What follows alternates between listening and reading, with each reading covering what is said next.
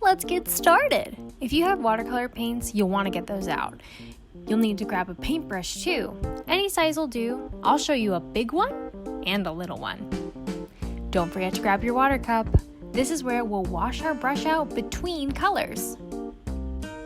I'm also going to show you how you can make watercolors using some aluminum foil and some washable markers.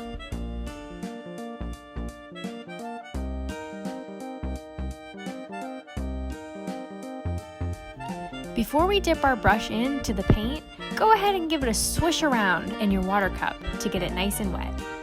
Now you can dip it in the paint. Be sure to have your brush lightly twirl in the paint. We definitely don't want to scoop it. Nice and gentle. When you're ready, touch down your paintbrush to your paper. Have it glide across your paper like it's a beautiful ballerina. See how I hold my brush between my thumb and my pointer finger? I want to make sure that my brush does not flatten on my paper. Since we want to paint like Paul Klee, we're going to fill our paper up with shapes. Oh no, friends. Please make sure your beautiful ballerina brush stays on its toes. We don't want to flatten it and drag it on our paper. This is not the booty scootin' ballet. Watch as I draw a square, and then you can see as I draw a rectangle. Remember, you must wash your brush out between colors so that we don't accidentally mix them. Now, it's okay if they mix on your paper. That will actually help us make our backgrounds abstract. But we don't want them to mix inside of our paint palette. If you notice that your paint isn't spreading well along your paper, add some more water. If you have too much water and not enough of your colors showing through, you can add more paint.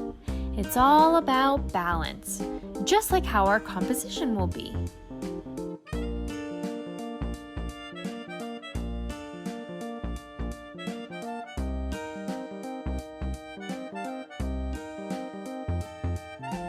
Now, let me show you how we can use markers and foil to make watercolors.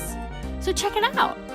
All I have to do is rub my marker on the foil, dip my wet paintbrush on it, and voila! Watercolor!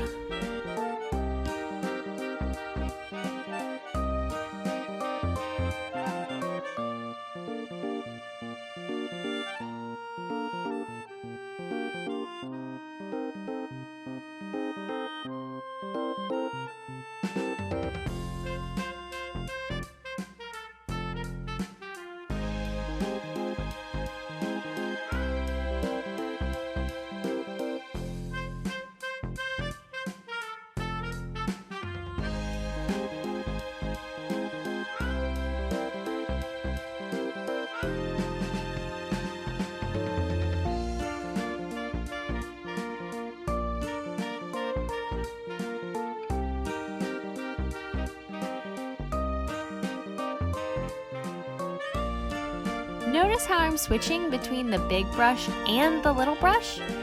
If you have more than one paintbrush, then you can experiment with them. If you don't have a paintbrush, remember, you can try to use a sponge or even your finger.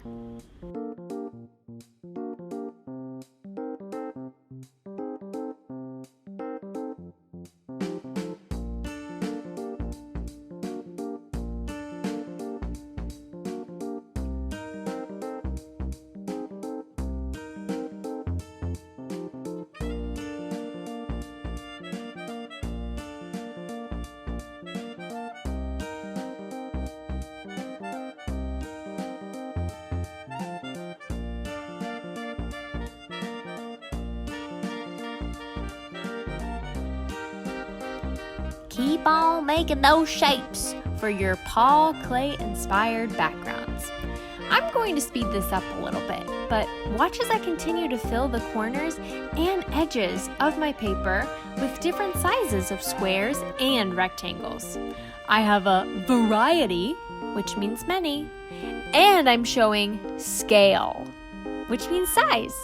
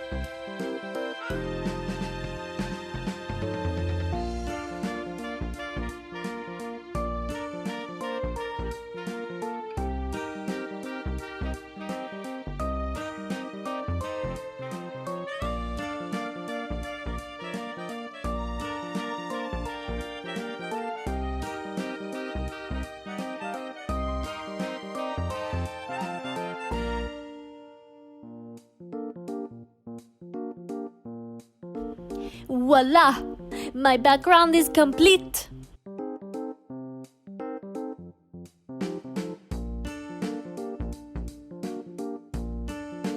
Be sure not to leave any white spots and to fill all the way to the edge of your paper. You can do it, artists! And I'll see you next week for part 2.